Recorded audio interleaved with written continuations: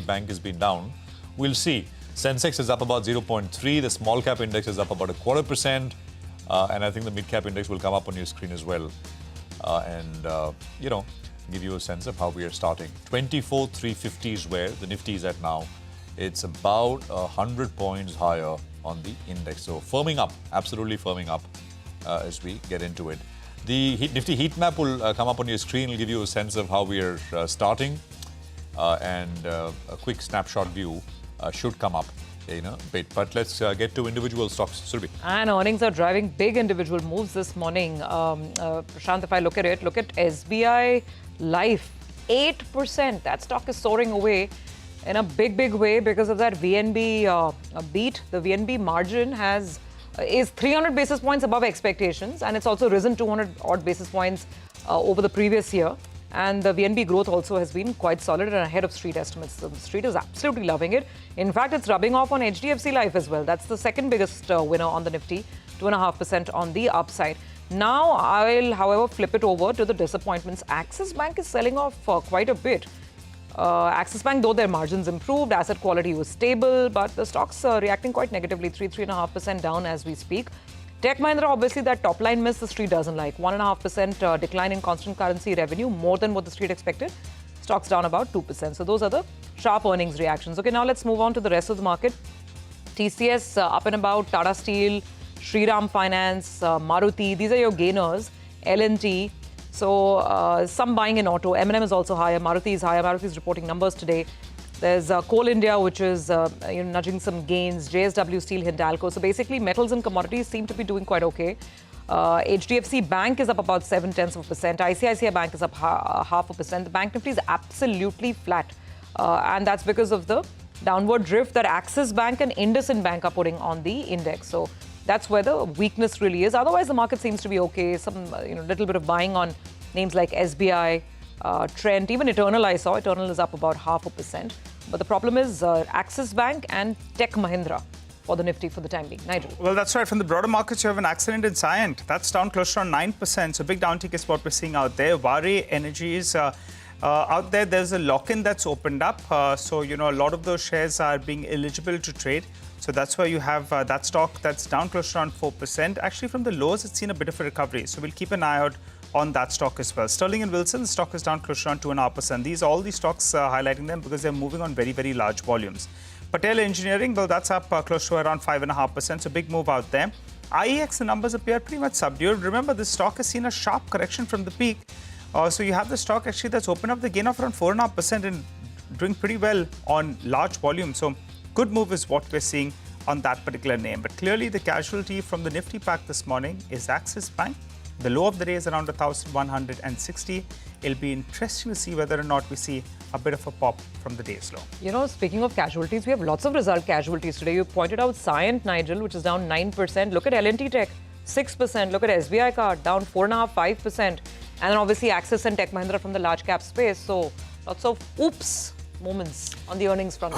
No, absolutely. And, Bari went up that 15% move day before yesterday. It's already given up 10% in the last, between yesterday and today, since the lock-in opened yesterday.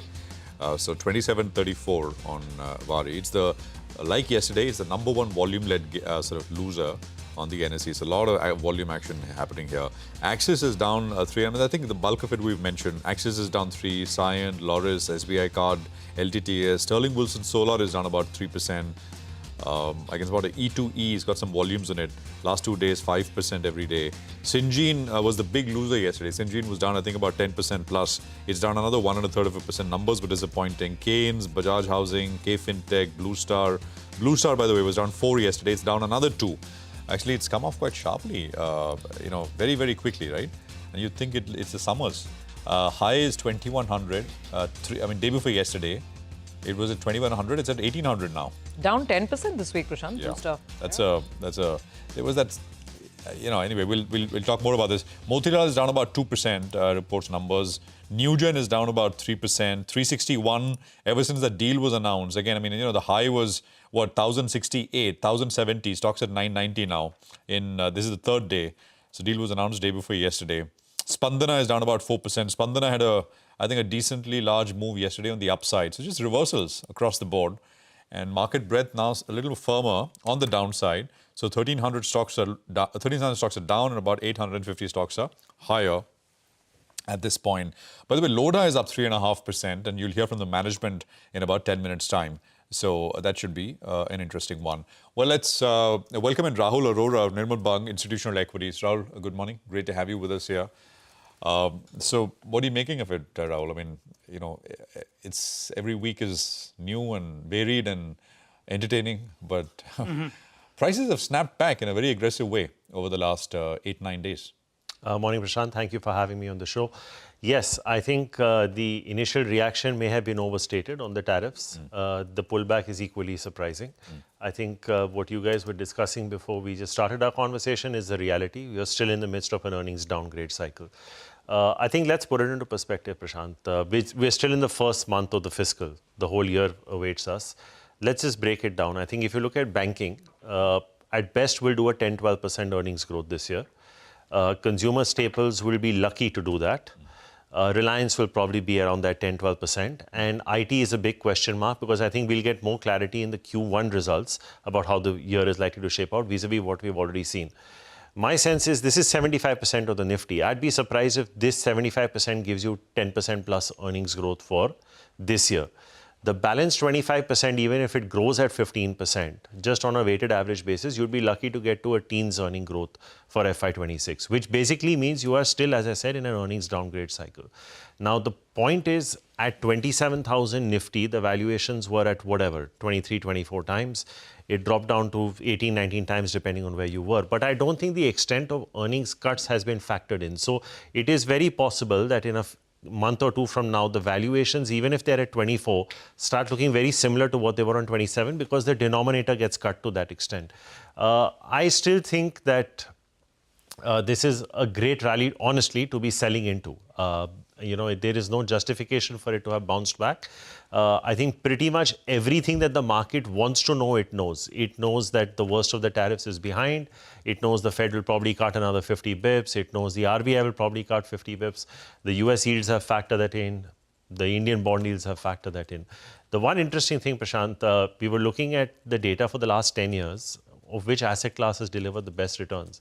And for as much as people diss gold, 7 out of the last 10 years, it's been in the top 3 in terms of best returns of asset classes. And 4 out of the last 10, it's actually been the best performer. So I think even from an asset allocation standpoint, a little bit of movement into the yellow metal may not be a bad option at this stage. So even now, after a 35-40%. Yeah, so we actually hosted the World Gold Council executive strategist for our institutional investors just after the tariff announcements were made. And he felt that gold could return 15-20% this year. It's up about 8-9%. So you're still talking about a 10% plus growth. Now, superimpose that, can you potentially get 10% on the Nifty from here, which is basically taking you back to new highs? So that's the call you have to take. I'm not saying go all in into the yellow metal. I'm just saying that some amount of diversification, given that valuations don't look as cheap. You were discussing Blue Star. Look at that. Just look at that space and where valuations had gone. Which is why, Rahul, and now what you're saying, we've actually, in the last 24 hours, 3 or 4 market commentators have made that point as well. Vikas Jain's call this morning, the CLSA call, was exactly that India is benefiting from the TINA factor. Flows are coming in, but the earnings reality is something that people have perhaps ignored. I remember Dheeraj Agarwal from Ambit making that point on the show earlier this week as well. So that question, I mean, what is the earnings reality? And with that in mind, would you expect the market can at least get back to the previous highs? What is the upside from here? So at the outset, Surabhi, let me tell you, I'm very shocked to see that the market is where it is. So if it goes to new highs, I'll be even more shocked. So it's as simplistic as that. Like I was telling Prashant, I don't think the earnings reality is more than, you'd be lucky to get to a teen number. And I think even if you look at banks, which is the big elephant in the room, I don't think you'll get to a teen number even in FY27. Now, in that backdrop, keep aside IndusInd because of what's happened. If you look at Kotak, ICICI, HDFC, they are all back into that 2.5-3 price to book. Now, for the ROA and ROE profile that they have, this is more than price to perfection. If you're going to look at growths of 10-12%, why should you be paying more than 2.5-3 times price to book on FY27 when you're sitting at the start of FY26? So it is going to be challenging, but then as you said, if flows keep coming in, it's what took the Nifty to 27,000. I think the tariffs were just an excuse, Surbhi, to reset valuations on the way down. So while the movement may have seen exaggerated on the tariff news, the stock prices were not misbehaving irrationally. There was a genuine reset required. The market just latched on to that piece of news to reset valuations to a very large extent. That being said, I still don't think they are anywhere close to favorable in consumer staples, in IT or in banks. I think in all these three, you cannot give a screaming buy. Indecent seemed like a no-brainer after the news because the valuations had dropped to rock bottom and the bank was not going anywhere. It was one, news item or whatever for the size of the bank. But those kind of trades will be few and far between. This rally has been led predominantly by banks, if you see. So the question, I would be more positive on the FSI space, not the B space. So I would look at auto finance, I would look at life insurance, I would look at general insurance, housing finance companies. So anything NBFC, because growth is still there, valuations are not cheap. You were discussing Maruti's numbers today. Take a look at when Chola's numbers come in today. They will be growing 25-30%. So then they will get the valuation. It's as simple as that because market wants growth. So stocks may get mispriced on the way up as well. Look at what AU Small Finance Bank did. Remarkable set of numbers. So in an environment like this, if you have companies that are growing in the FSI space, you don't have to be overweight the B. You can sort of be neutral to underweight and go slightly overweight on the other aspect. Is the way I look at it. All right. Hi, Rahul. Good to hear your thoughts this morning. And clearly, you're sounding a little bit cautious, actually, because earnings are not going to pick up. You've seen a good run. And as you said, maybe this rally could be a good one to sell some stocks into. That said, do you believe that the lows for the year are done? Or do you think we can go ahead and revisit that because the globe is still in a flux and earnings are unlikely to pick up to those mid-teens at least in this year? So do you think we revisit the lows? I don't think we revisit the lows, Nigel. I think that the low that you had of about 21.7 or thereabouts, that will hold. Okay. I don't think we're going to break that. Now, can you retest it? India has gotten into a bit of a tussle with its neighbor in the last couple of days. So we don't know how that's going to pan out. That's an overhang on, whether there is a market risk associated with that. I was just reading Trump has put a couple of days back 3,521% tariffs on solar imports from the Asian region. So if these kind of irrational statements keep coming out, you may have, gyrations on either side. But I don't think there is a reason to retest those lows. But even if you do, I don't think they will break. So I personally think you're probably going to be in a situation where you'll take out this year in a broad range of 22 to 25,000 on the Nifty. You're at the higher end, which is why I said it's probably not a bad time to be taking money off the table. That being said, it's not all gloom and doom. There are still pockets where money can be made. So give us a couple of those top buy recommendations. And as you said, you're splitting it up between the B and the FSI. So that's one space you like, the FSI. But if you had to give us a few stocks, top 2-3 stocks that y'all as a house are looking at? So I think, Nigel, if you look at it top down, I think the only two sectors where we can, apart from, the one that I mentioned on the FSI side, the only two where there is revenue growth and visibility is consumer discretionary and defense. Mm-hmm. Rest, nothing else seems like it can potentially give you that kind of returns from a growth and evaluation perspective. So within the FSI space, like I said, AU Small Finance looks good. Chola looks good. Max Financial looks all right. Mm-hmm. Even something like a Lombard or a Star Health. I think that, those are some of the stocks. Muthoot also could potentially be looked at. So I think those are some of the names on the FSI side. On the consumer discretionary, I think Alcobev is going to do really well. I think you've had a good run in UB and UNSP in this rally. Both are up 15-16%. But my sense is that they could still reset another 20% from here. Chalet Hotels looks interesting. We've obviously been positive from Indian Hotels standpoint for a while, but I think on a relative valuation. And in defense, we had upgraded Solar about 2 months back. The stock's done really well in the last 2 months since that upgrade. So I'd probably be forced to downgrade that to a hold, but because valuations, I've seen some of my competitors have initiated at 70p. So, that tells you that you're in irrational domain when you're valuing capital. Solar Industries. So, but I think solar is a good structural play. Hindustan Aeronautics. I think the one thing, if you look at the last 2 months, if you combine Army, Navy and Air Force, there is really 1.5 lakh crores worth of orders that's been awarded. So I think, Hindustan Aeronautics would probably be our top recommendation. Valuation still okay after the correction? On a relative basis, yeah. I think in order of preference, I think MDL also goes up there, and we could even look at a BL or a BML. I think these would probably be the stocks that would probably do well. And from private sector, if you will, probably something like a Data Patterns, but not much else to look at in defense, because I think all of these companies that I mentioned, we're reasonably confident of them growing between 18 to 25% on our numbers, and they'll have about a 300 to 500 basis point swing on the ROE and ROC. So on that backdrop, we're fairly comfortable sort of buying into these stocks and sectors. Well, I recall we had the management of Solar Industries when it fell to around the 9,000, 8,500 level, and Mr. Manish, I think he joined on the channel, and he said, no, we're confident that we will grow at the clip that the street is expecting. This is the Pinaka orders, right? Among others. Amongst others. By the way, on a lighter note, today is a Friday. Movies, right?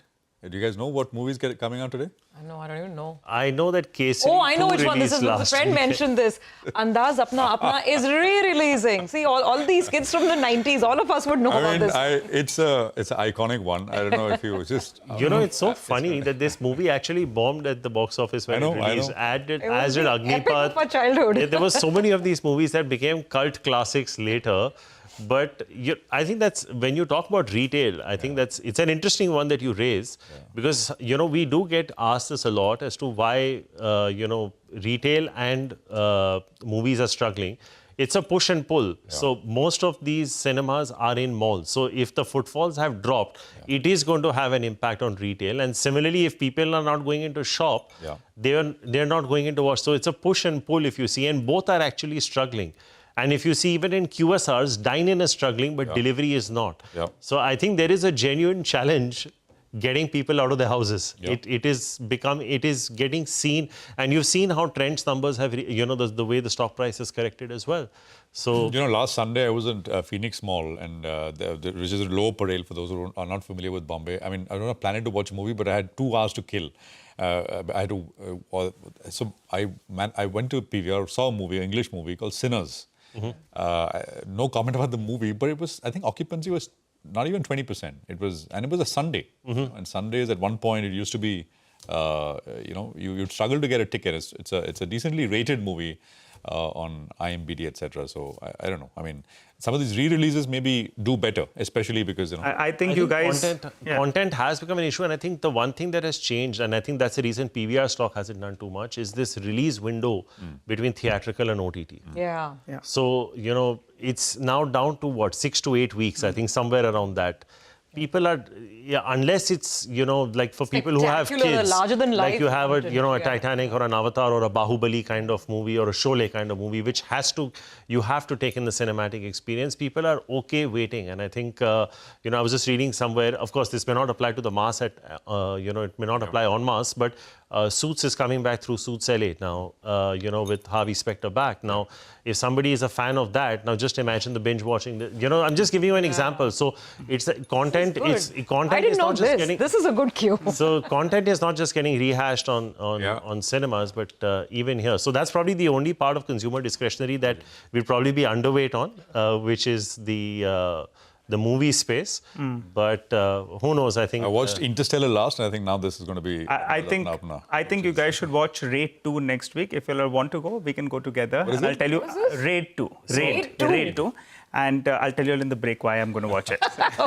No, he has to say all in the family. There's a disclosure. Since we're talking about movies, I'm going for sure. There is a famous line in Khalnayak, right? All in the family. That's what he's going to tell you in the break. All heart.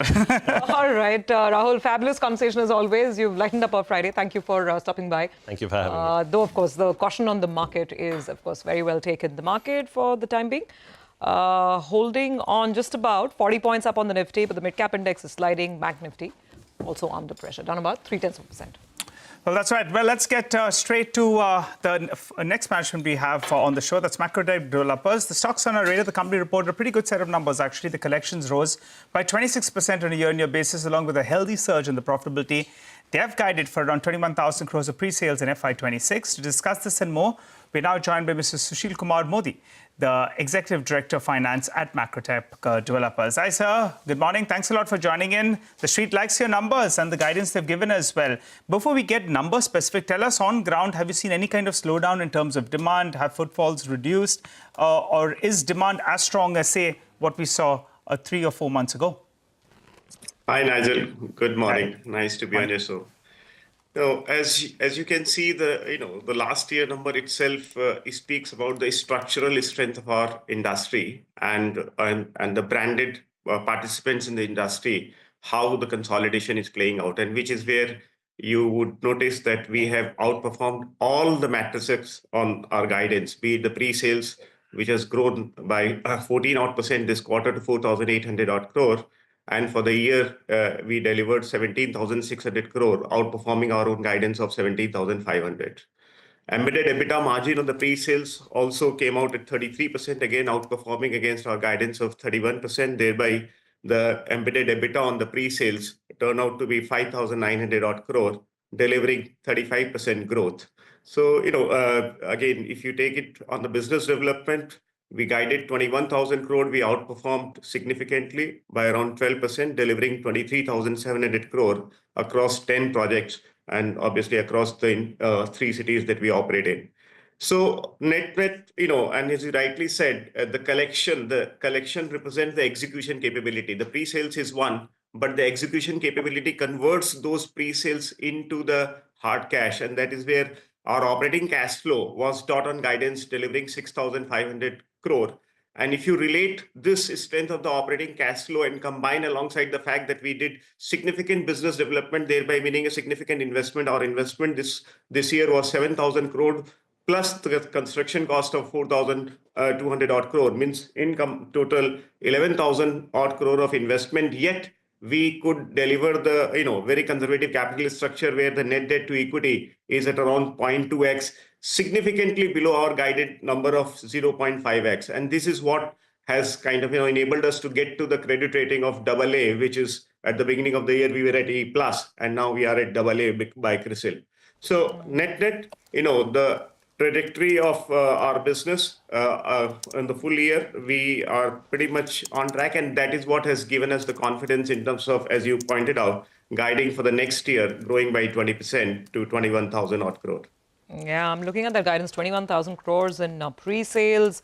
Your launch pipeline is 31 million square feet, gross developmental value of about 18,800 crores. Give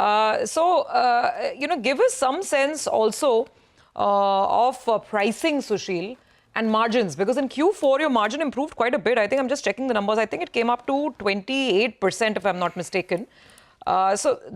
28.9%, that's almost 29% margin as you've ended the year.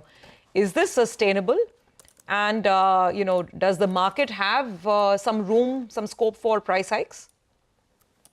Hi, Shurvi. Morning.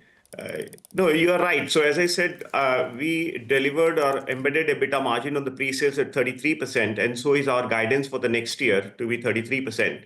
And this is pretty much in line with what we have, time and again said, that we look for delivering 30% plus of the EBITDA margin. And our industry and the product is such where a reasonable price increase is always being appreciated, be it by the existing owners of the asset or the new buyers, because so long the price growth is more like below the salary growth of the consumer, it only enhances the affordability metrics, right? And which is where the demand gets consummated, which in any case is structurally very strong. So we clearly see that so long the price growth we all carry to the tune of 5, 6, 7%, knowing well that the salary growth in any case in our country is more like 8 to 10%. That kind of only entices the demand to consummate, because people find it affordable to consummate their basic necessity, which is housing. So yeah, thereby as you have seen, be it last 3 years, year on year, we have maintained the trajectory of price growth in the ballpark of anywhere between 5 to 6%. We clearly see that similar thing happening, in the upcoming year as well. Good morning. So you're saying price growth of 5 to 6% possible? Yes, Prashant. Yes. Okay. So I had you put out all the numbers, etc., and we can talk more about that, Sushil. But there are two players who are very, very aggressive in the Mumbai market now. Not actually new players. One is Adani. They're buying up a lot of land parcels, very aggressive. And the other, of course, is Prestige, again going full tilt. Could you give us a sense of how this is likely to change the landscape? I mean, will it still be volume-led push in terms of growth, or will you recalibrate that a little bit as things go forward? What's your sense? Will it be more consolidation and kind of sort of protecting your margins, or will it be full tilt on volume growth? Prashant, you rightly used the phrase consolidation. So our industry, post-COVID is seeing a dual consolidation actually. Be it on the demand side, where consumer having burned their fingers big time in the pre-COVID era, buying from tier 2, tier 3 developer, the entire saving potentially has got lost, never even delivered a product. So the consumer in any case is now absolutely gravitated towards only buying from a top-notch brands. That's one.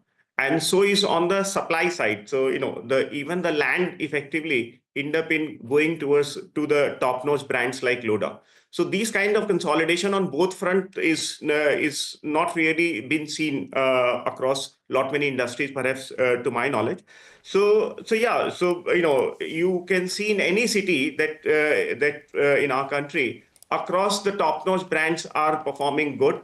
The people going from one city to another city, that will be an ongoing affair, and obviously that every participant will have different strategy in terms of growth, how many cities that we want that they want to operate.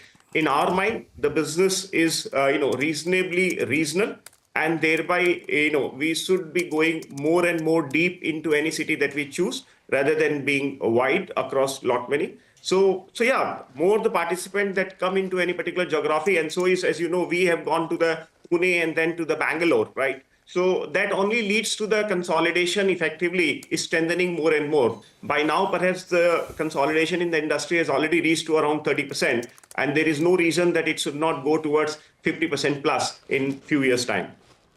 Sushil, one more question specifically on the Mumbai market, and this stems from a note that Nuvama put out, not on you actually, there was a note on your peers, Oberoi Realty, and Nuvama was pointing out the risk of high inventory and whether inventory can be liquidated quickly enough or not. Give us just your overall, pan-India inventory position right now and the estimated timeline for liquidation. And in Mumbai itself, is inventory pile-up becoming an issue? So actually the situation is quite reverse. Okay. In our industry, typical gestation period to deliver a project, is anywhere around 3.5, 4 years. And the situation has come to the extent that the inventory levels across top 7, 8 cities has gone down to below 2 years. Mumbai, perhaps it will be more in the range bound of 15 to 18 months. And so is the journey in, other cities. So really challenge is that, the inventories is only depleting, and obviously we will not be able to comment about any specific participant, how the inventory level with those participants are. But as we know, as a city level, the inventory level has gone down significantly, and which is where the consolidation comes into effect. Because now, from a new supply standpoint, when you look at how the industry is playing out, effectively, perhaps the consolidation in terms of the new supply has gone beyond 50% already. Sushilji, very quickly, you're not sounding too perturbed with regard to demand, but where is demand better, mass or premium? See, Nigel, this is across, right? Because the housing at the end of the day is a necessity. So, obviously the affordable and the entry-level segment has somewhat got impacted in last 18, 24 months because of the rising interest rate, where we know the repo rate has gone up by 250 bips odd.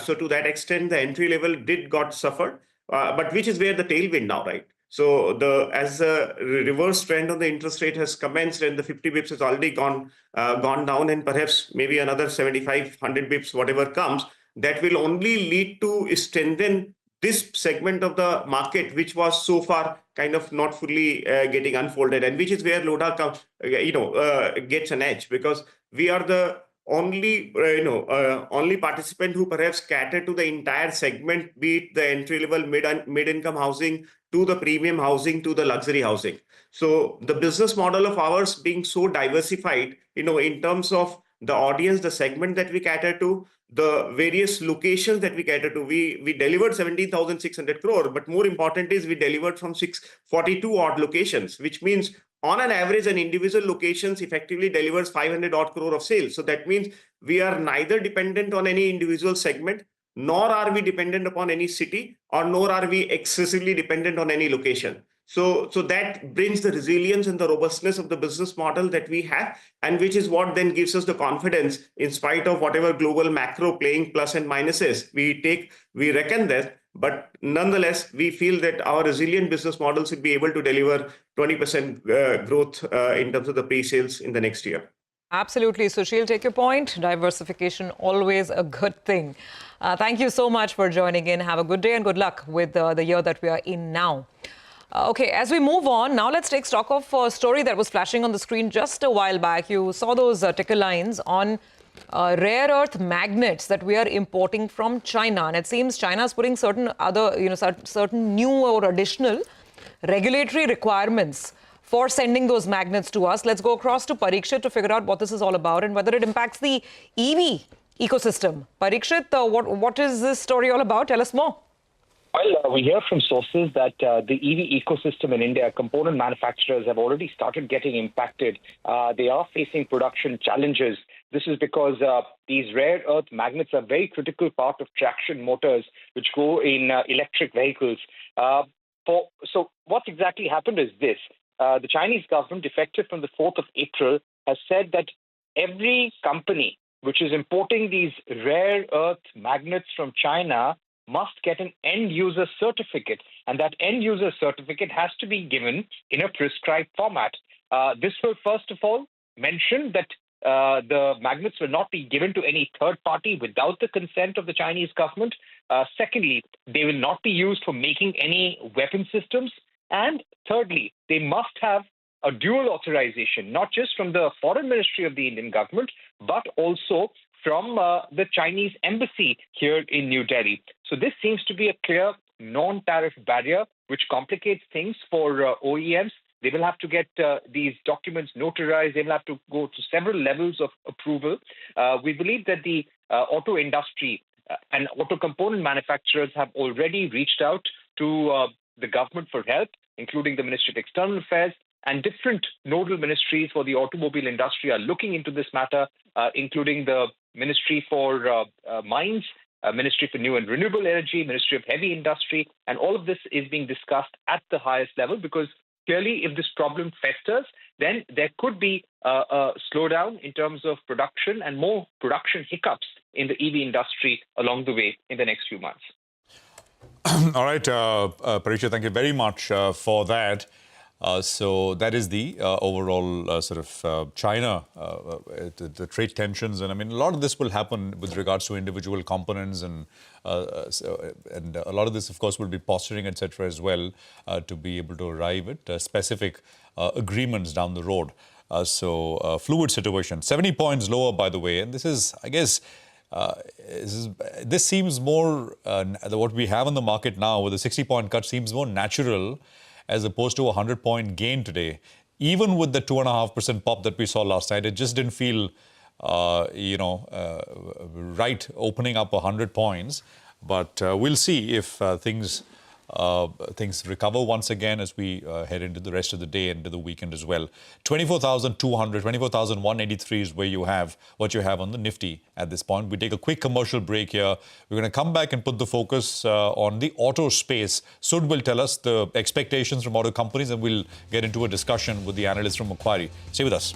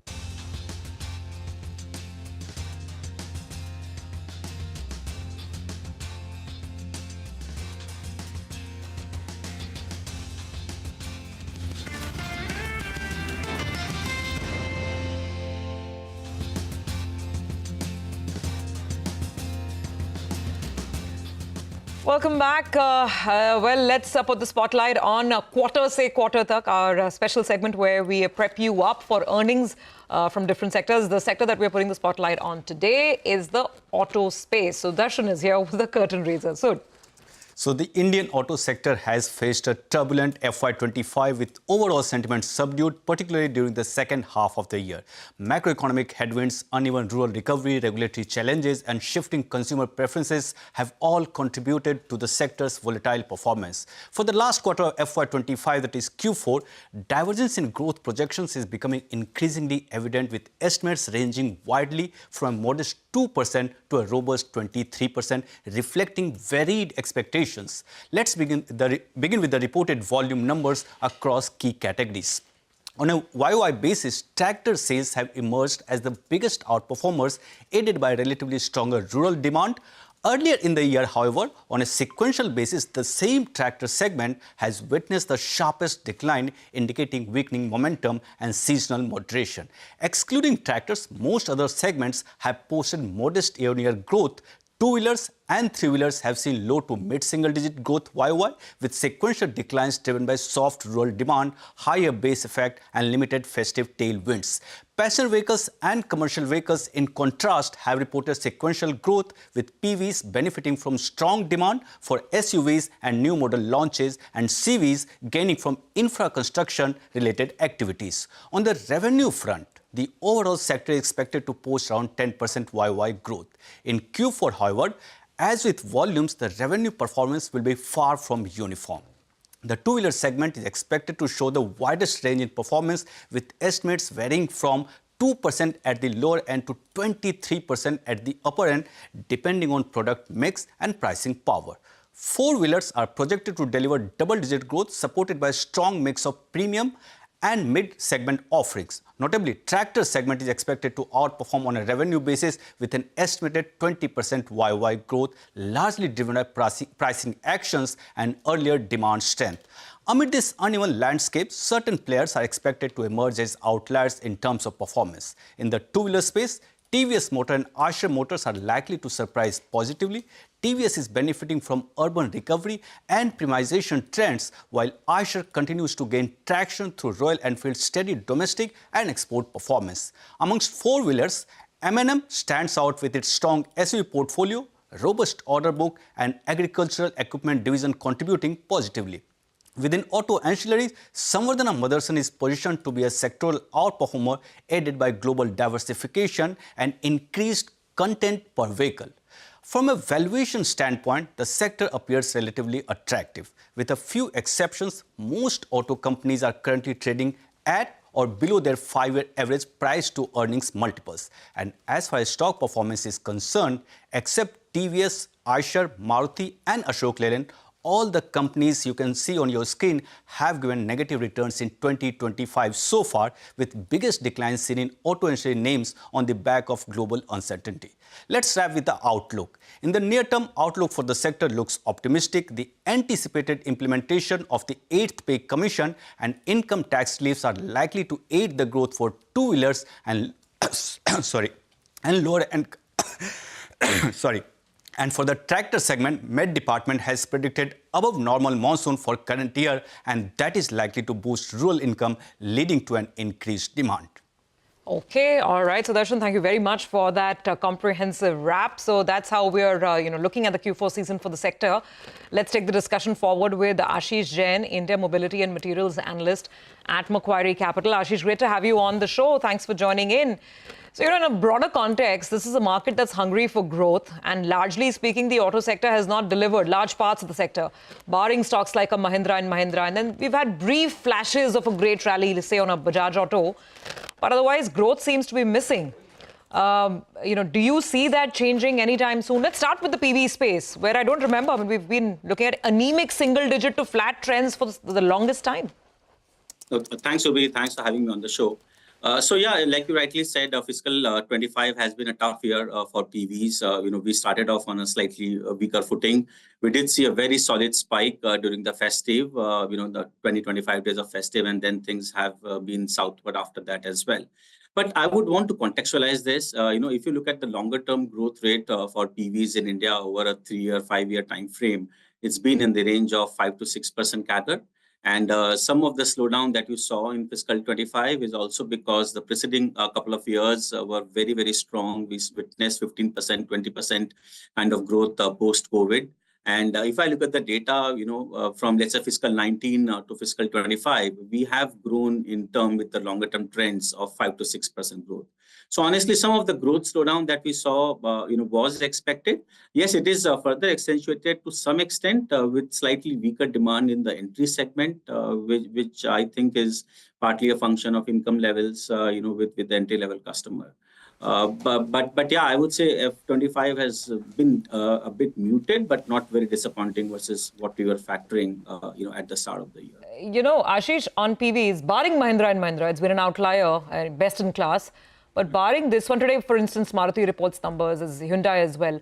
Would you be willing to, look at a buy on any of these stocks, hoping for a revival or a turnaround? We all spoke about this 1 lakh rupees in the hands of the common taxpayer at the end of the budget, but it needs to show up in numbers, and so far it hasn't.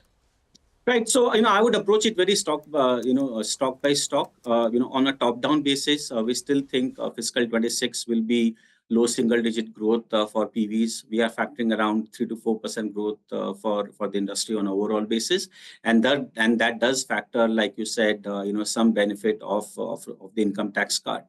But within that, we still like Mahindra and Mahindra. It has been our top pick, and we think it will continue to benefit from model cycle tailwind, which has been quite favorable for them. And now even EVs, EV launches will also add to their volume growth. And in addition to that, M&M also has a tailwind from fairly strong tractor cycle as well. So M&M is what we really like in the PV space as of now. All right. Hi, Ashish. Good morning. Good to see you on the channel. And thanks a lot for joining in. We have a couple of other sectors of interest as well, like materials. But for the time being, let's stick to autos. We have another IPO that's coming in from the EV space. That's Ather. We know what happened with regard to Ola. There was a lot of interest. And then investors, they bought the brand because things didn't really pick up. Now you have another IPO that the street is looking forward to. A relatively smaller player, but financials are relatively better, I would say. Your take on the IPO, what kind of valuations should investors be looking at? Do you think it'll be far better? Yeah, thanks, Nigel. Thanks again, and good to speak to you. So clear, honestly, valuations and all is something I would refrain from commenting, but do want to make a couple of points here. One, Ather in the last few quarters have seen fairly strong traction with some of the new launches. If I look at the Vahan data for April month, which is a publicly available data, their market shares have improved to around 14-15%. So clearly, they are seeing strong traction, and we did, kind of attend their analyst meet. One of the very interesting points which the management said is currently nearly 2/3 of their volumes are coming from South versus around 1/3 for the industry. And going ahead as they expand into other regions, their distributions into the other regions, they expect to kind of do well from a volume point of view.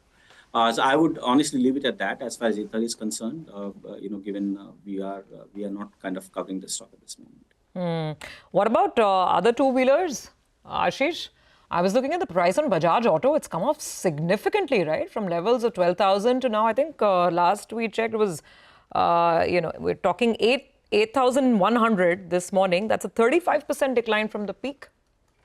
Yeah, so in two-wheelers, our top pick has been, TVS, and we continue to like TVS. They have gained market share in scooters, in motorcycles. Exports also have, recovered quite strongly for TVS. And I think it's one company where, in spite of whatever commodities are doing, we are convinced of a margin expansion. So that remains our top pick. Coming to Bajaj, I think two things have happened for Bajaj. One, the traction for their CNG motorcycle has been slightly subpar versus what we were factoring at, at the time of launch. And secondly, even in 125cc, which remains, a very compelling segment for Bajaj, we have seen heightened competition with production normalizing for Honda. So there also they have lost some market share. Having said that, we like their traction in E2-wheelers. They have done really well to scale up volumes. They're now the sector leaders. Yeah, so I think, near-term Bajaj stock could remain range-bound. Also, one thing from an export point of view, if you look at the recovery in exports, TVS actually has done much better than Bajaj in terms of the trajectory of recovery. So there has been some disappointing on CNG and exports, partly offset by strong traction in e-two-wheelers. But yeah, we'll stick with TVS for now as far as our two-wheeler pick is concerned. Okay, so TVS in two-wheelers, M&M in four-wheelers. I go back to that growth question, Ashish, just in terms of a pickup, and we've not even discussed CVs because, again, I don't remember the last quarter, we really saw a move on the CV cycle with the Ashok Leyland's numbers. Stocks completely sort of gone off the radar. Do you see any of these pockets turning around soon? Tractors, absolutely, and tractors have started showing that pickup, which is why M&M is your top pick. But apart from, M&M and tractors, anything else? Yeah, so if you look at Vahan data for April, it's just like 3 weeks into the year, but still, two-wheeler is showing a decent recovery, on a month-on-month basis. So I think that's the positive sign. Again, too early to call out a full year thing, but for the full year, we are factoring around 7-8% growth for two-wheeler. And we also believe that two-wheelers will be the bigger beneficiary of the tax cuts that goes effective April this year. So we are quite constructive on that space, like I said, led by TVS. And as far as, CVs are concerned, last year was a bit lackluster. I think first half, the bases are low. So that would make the headline numbers look decent for CVs. But yeah, on a full year basis, we are still sticking to 1 to 2% kind of growth for CVs as a segment. And with commodity doing what it is, we could also see some margin pressure at the margin. And hence, clearly CV is not something which is our focus at this point of time. All right. Got that. Thank you so much for joining in, Ashish. Good conversation. That's the auto space. But we need to look at the overall market. Look at the market-wide slide. Now, India today, this morning, is standing out as a sore spot in the global context because global markets are soaring. The Japanese market 2%, Hong Kong over 1.5%. China is also up 0.25%. And we are underperforming in a big, big way. So this heady rally that we've seen from the lows, it seems there's a hectic profit taking that's underway. And it's market-wide, like I said. It's across sectors. It's across market capitalization. The mid-cap index is now sliding 2.3%. And it's become one of those mornings where the advanced decline ratio is extremely, extremely weak. Let's pull up mid-caps and the advanced declines. You only have 220 stocks advancing in the market at this point in time. Big slide. Let's get the crisscross lines in. It seems, Prashant, maybe, I don't know, book profits, had a great rally, take it home, enjoy the weekend. Monday ko dekhenge. Is that it? I think so, Surabhi. And there is this, I think there is a real sense of trepidation about what may happen because of the Pahalgam attacks as well, right? Yes. Will there be military escalation, etc.? Yeah. So many people that I've spoken with off the air have asked me whether we are hearing something. Yeah. Yeah. And we had Parikshit, of course, sort of with information about what the government is, on what lines the government is thinking about. So there is that. But even, and we, by the way, came into this very, very unfortunate event with the market, which was already up some 12-13%, in the prior 7-8 trading sessions. So prices have snapped right back with no real visibility of earnings improvement or anything. So it's a combination of things. It always is. But we are now down about 300 points or so. Mitesh is with us to run us through just the price action and what he'd do now. Mitesh, your sense? Yeah.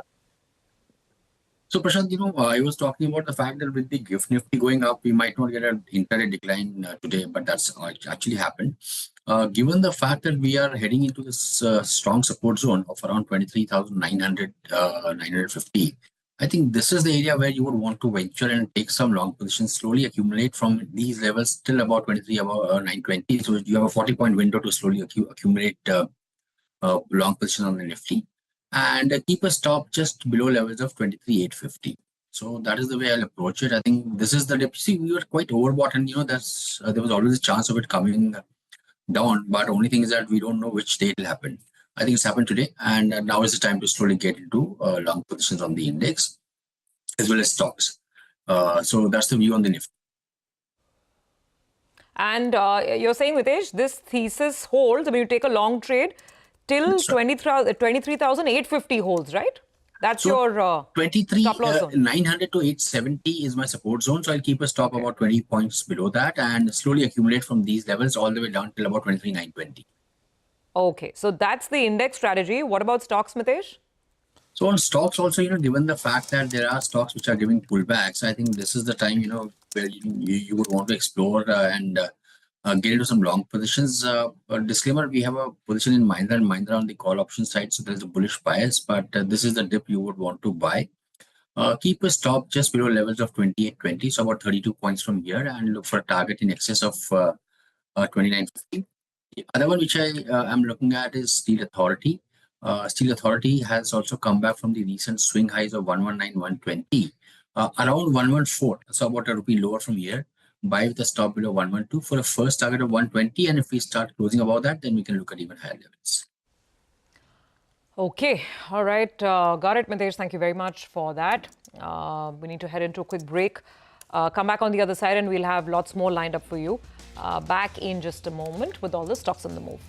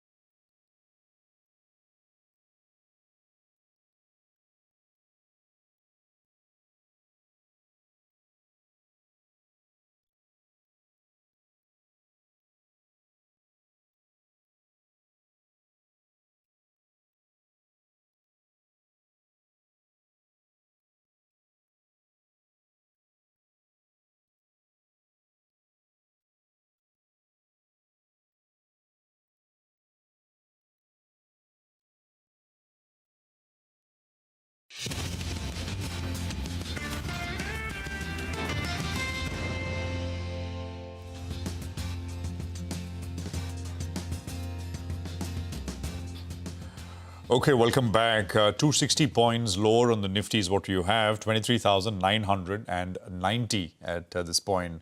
That's a sectoral watch, and mostly everything is down between 1% to 3.5% And the media sector is, of course, very small as in terms of capitalization. But look at healthcare, real estate, those are bigger sectors, and there you have 2.5% cuts. Axis Bank reported numbers, stocks down about 3-4%. Abhishek is here with a recap. Abhishek.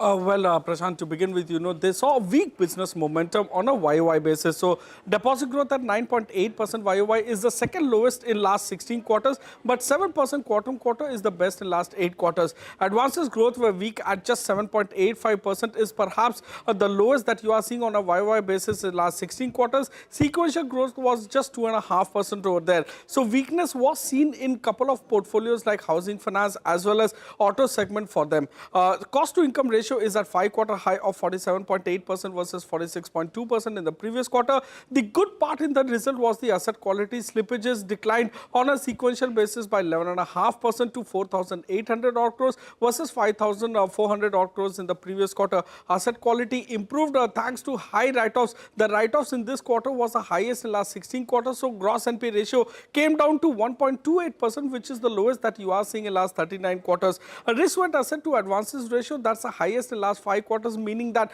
risk in the balance sheet has been built up slightly. So it was at 111.4% versus 109.8% in the previous quarter. P&L with reference to our poll, the NI was in line with our poll, and thanks to lower provisioning, the PAT beat our poll. Back to you. Okay, all right. Got that, Abhishek. Thank you very much for the details over there. On that note, we'll move on, take a quick break, come back on the other side with our special segment, It's the Economy. Lata will be in conversation with Krishna Srinivasan of IMF on the steep cuts to Asia's growth forecast by the IMF.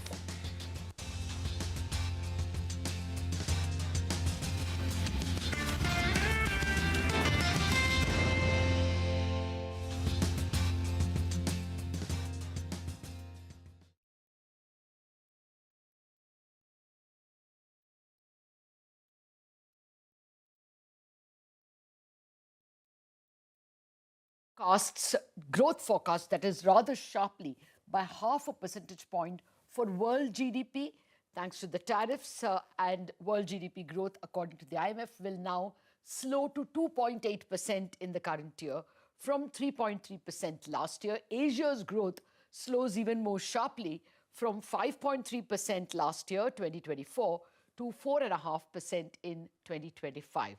Though India is relatively less impacted, IMF has cut India's GDP forecast for the current year to 6.2% from its earlier forecast of 6.5%.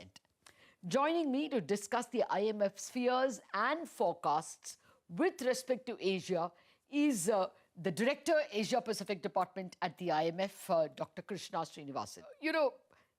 Let us assume that there are some understandings, negotiations between Asian countries and the US. Do you think this is the worst forecast? Do you think we...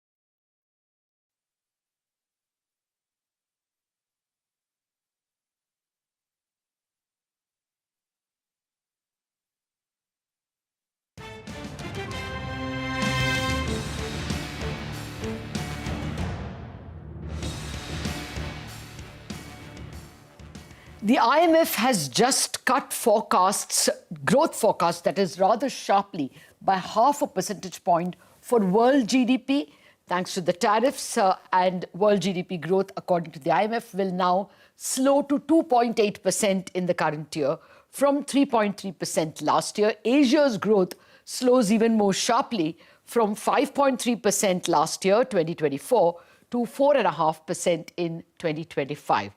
Though India is relatively less impacted, IMF has cut India's GDP forecast for the current year to 6.2% from its earlier forecast of 6.5%. Joining me to discuss the IMF's fears and forecasts with respect to Asia is the Director, Asia Pacific Department at the IMF, Dr. Krishna Srinivasan. Let us assume that there are some understandings, negotiations between Asian countries and the US. Do you think this is the worst forecast? Do you think we may perhaps have a better growth rate if negotiations succeed? So, Lara, if I could just back up a little bit. So we have a growth forecast for the world at 2.8% for this year, and for next year, it's 3%. This is a cumulative reduction of about 0.7 percentage points relative to where we were in October of 2024. Now, these forecasts are based on the tariff scenario which prevailed on April 4th, right? So based on that, these are projections. Now, these projections take into account the trade tensions, the heightened uncertainty and a tightening of financial conditions. The question, of course, is, since then, there's been a pause in tariffs. So that is something which we don't take into account in this scenario. Of course, if countries reach agreements with the US and so on, then you could see a better forecast, but that would be an upside risk. But there are significant downside risks to the forecast here, because there's what we think is very high uncertainty, right, in terms of these trade agreements, how soon they'll be reached, what will be the terms of it, how will it affect various regions of the part of the world. So all that is up in the air. So there's a huge amount of heightened uncertainty. There's a lot of, what I would say, financial market concerns. So all that put together is significant downside risks to our forecast. That's what I'm worried about. I'm not worried so much about the upside risk. That would be welcome. But what about the downside risks to your forecast? I'll tell you why. Even if we reach negotiations, it appears that the US will go with 10% on all countries. That hasn't been removed. And that 25% on steel, aluminum and autos stands. And of course, bigger tariffs on China. Therefore, if you compare to the pre-April 2nd period, at that time, US tariffs were 2.5%. Now it looks like the average is 25%. Yeah, it's massive. So do you think we'll get away with even a 2.8% growth for the world and 4.5% for Asia? Or could it be worse? So one thing is, as I said, these are based on April 4th tariff scenario. And from there, we see significant downside risks. It all depends upon what kind of trade agreements are reached, what kind of, how does it, between countries, how does it affect the whole issue of trade? I think that's all an important factor which goes into seeing how the downside risks materialize. Now, one point which I want to correct, Lata, is for Asia, we have for 2025, we have a growth rate of 3.9%, which is significantly lower than what we had in October, about 0.5 percentage points. And for next year, we have 4%. So if you take the 2 years put together, we have lowered our forecast for Asia under the reference scenario by 0.8 percentage points. And that's a significant markdown. I think I would say this is the sharpest markdown we have for Asia since the pandemic. Mm-hmm. Oh, yes, that's true, because they were the countries most targeted for higher tariffs. It's not just the tariff, Lata. The fact is, a number of Asian countries were dependent on export of goods, and many of them had very sharp exposures, significant exposures to the US. If you think of the ASEAN countries, for instance, there were many countries where the share of the exports to the US was as high as 40%, for example, in the case of Cambodia. So those countries are affected quite significantly, on top of the fact that these countries were also hit by high tariff rates. So it's a combination of exposure to external demand and the high tariff rate across many countries in Asia, which explains why our forecast for Asia is even more revised down compared to other parts of the world. Yeah, by the same logic, India's growth has been cut less, simply because we are not an export-oriented country. But do you think, if not this year, at least next year, we will have some upsides because of investment relocation? So that's definitely possible. In terms of, if you think in terms of, we've been talking about China plus one for a long time. So if India benefits from that, that could be an upside risk to growth forecast for India. But again, that said, Lata, I think one thing which I would like to point out is we are worried about, even though the numbers for India have been revised on modestly compared to other parts of Asia, I am worried that private investment is still pretty lackadaisical in India. And if you look at parts of private investment, which is, say, investment in machinery and equipment, which adds to productivity in the economy and so on, that's been pretty sluggish. So if you really want to benefit from this, private investment needs to pick up. And for that, there are many things which are needed, including greater trade liberalization, a fixing of our labor codes, boosting infrastructure and so on. So yes, India can take advantage of the opportunities, but for that, there has to be a handoff from public to private investment. That isn't happening to the extent that we would like in India. Oh, yes. Private sector itself has to invest much more. Krishna, let me just zoom out a bit. I'll come back to India. This, US bond yields, one thing keeps worrying me. What the US entire strategy of tariffs is not related to the tariffs of the destination countries, but it is more designed depending on the deficit they have with the US. So the US goal is to reduce deficit. Now, if we run a surplus with the US or a lower deficit, we will have fewer dollars with us. And in that case, we will buy, the demand for US treasuries will be less. So do you see a structural rise in US long bonds, bond yields? So I would like to, I would disconnect between the two in terms of what US is trying to do in terms of reducing its imbalances across countries.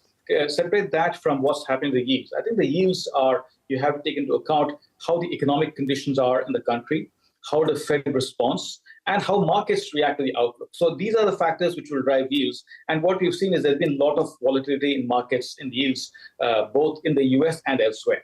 So this is something which we have to wait and see to see how markets stabilize and how yields respond to that. No, I agree. That is logically, that's how yields would go, depending on the interest rates and inflation in a specific country. But the US got a lot of demand from countries like Japan, China, India. We all hold US treasuries because it's the reserve currency. But if we have fewer reserves because we are forced to run a deficit or smaller surplus, then automatically the demand for those bonds go down, isn't it? So I'm wondering if there is a structural rise in US yields that we have to look at. Term premiums. So I think if you look at the whole surplus and you look at the size of the US Treasury market, there's a huge gap there. So everything on what happens to the yields is not necessarily driven by what happens on the trade side. So there is a little bit of disconnect which you have to take into account. So the size of the market and the size of the US Treasury market, and you compare that with the surpluses in Asia, I think there is a significant gap there. And so that cannot be the only factor which drives. There could be some impact from there, but other market conditions, how the Fed responds, how the market responds to the various aspects there will have a bearing on the yields. Okay. Yeah, let me very quickly come to inflation. You all have cut Asia's inflation marginally by 0.1%, I think, compared to your previous forecast. There are a lot of people who fear a huge disinflation in Asia, because if you're not able to sell goods to the biggest economy, the 4 trillion US export market, those goods will find a home elsewhere and they'll push down prices. Already we are seeing very low core inflation in India and in Asia. It will go down further, won't it? Don't you see big disinflation, bigger than what IMF has forecast? So we do see disinflation. In fact, we see inflation across many parts of Asia coming to or below target, for sure. In fact, that's where we feel that monetary policy has more room to ease. There's more monetary policy space across many countries of the world. I think where we are really concerned about deflationary pressures are in countries like China, where clearly prices have been have been coming down very sharply. Both headline inflation, GDP deflator has been coming down in China. That has spillover effects into the rest of the region. And we highlighted that, Lata, in our last regional economic outlook, saying that when deflation risks rise in China, that has significant spillover effects on the rest of Asia, because prices of exports of China come down, and they are much more competitive compared to, say, the price of goods in other countries. So that is definitely a risk. But as far as Asia is concerned, we feel that given where we are today, the output gaps are closing and inflation is coming down to target. And so going forward, if you want to rotate towards more domestic demand, there's more monetary policy space. In fact, there's one point which I'd like to make, Lata. I talked about at the beginning, that a lot of Asia is based on exports of goods to the rest of the world. And what we would think is that this is a good time to think in terms of a more balanced approach to growth, where there's more domestic demand coming into play. And there, if that idea takes hold, then you have monetary policy space which can help push up domestic demand in Asia. And that's a kind of balance we would want to see in many countries. Okay. What are the chances of dollar weakness? If the US wants to reduce its deficit, are you going to see more dollar weakness? And also because of this question marks over safe status of US bonds. Does gold continue to rise? So I can't say much about gold, but what I can say is if you look at where the dollar is today, it's compared to where we were, say, 6 months ago. So that there has been a lot of movement. So this is one issue which, in terms of how market financial conditions tighten or loosen has a significant bearing on prospects, including notably in countries in Asia. So I think that's something which we have to watch out for. I mean, it's something where you have seen a lot of variation in the exchange markets. It's not been so much compared to, say, the past. If you look at financial markets in Asia in response to what's happening to the whole trade tariff friction, you've seen a lot more movement in equity markets. If you look at currency markets or bond markets, there's been a lot more stability there compared to equity markets. So the question, of course, is how will that all unfold going forward? Something which we have to wait and see. Okay. Well, running out of time, just a last quick question because we have a big market audience. The consensus in India was that the RBI would cut rates all the way to 5.5% repo. But given the kind of disinflation that may come from Asia, you think India will have scope to cut more, even more than that? So, I mean, again, all this is data dependent, and RBI will look at data very closely. Generally speaking, if you look at Asia, and that includes India too, inflation is coming down to target, or in some cases even below target. So that, in many ways, will imply that the space for monetary easing has gone up across many countries in Asia, including in India. And how the RBI reacts to that, it all depends upon how they see the data. But overall, I would say that is our policy advice to countries, is that you have monetary policy has more space to move. Of course, again, Lata, we have to be very careful here because, while there is monetary policy space, countries in Asia will also, central banks in Asia will also look to see what's happening to the interest rates outside and what's happening to interest rates in major advanced economies, because that will have a bearing on exchange rates and, and then pass through inflation and so on. Our advice is that allow the exchange rates to be flexible, and if there is significant volatility, then you could think in terms of intervention in very specific circumstances. Again, we have an integrated policy framework which provides a good playbook to look at, how should monetary policy respond, how should exchange rates respond. But overall, we would say allow the exchange rate to be a buffer against shocks, and allow monetary policy to be determined by domestic financial conditions. On fiscal policy, we believe that in Asia, there was a lot of fiscal spending, post-pandemic. Now it's a time to think in terms of consolidation. But here too, given the fact that some countries will face the shocks are facing significant shocks from these trade tariff trade frictions, they could provide targeted and timely support for certain sectors which bear the brunt of the trade war. But overall, we believe that the policy mix should be allow the exchange rate to be more flexible, ease monetary policy because you have more space there, but consolidate fiscally because debt levels have risen. Countries have been spending a lot since the pandemic. Okay, well, the two major regions are going to spend more from their fisc, Europe and China. Let's see how it goes. Thank you very much, Krishna Srinivasan, for joining us with your thoughts and the IMF's outlook. India gets away with a smaller brunt, but it's still at 6.2%, not a very happy number. That's it on this edition of It's the Economy. After a break, it'll be time for Chartbusters.